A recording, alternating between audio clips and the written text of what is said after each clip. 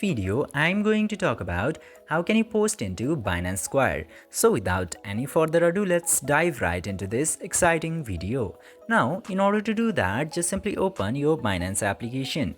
And after opening the Binance application, just simply go over this little Binance account into the top left corner.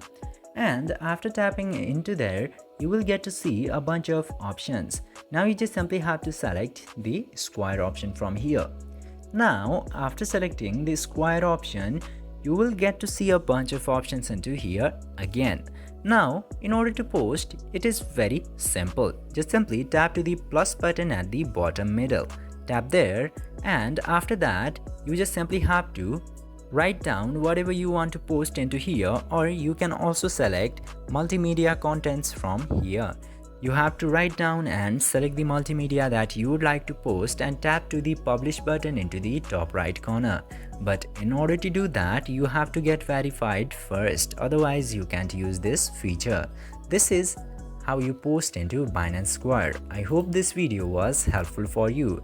If yes, don't forget to like, share and subscribe to the channel to never miss another update. Thank you for watching the video.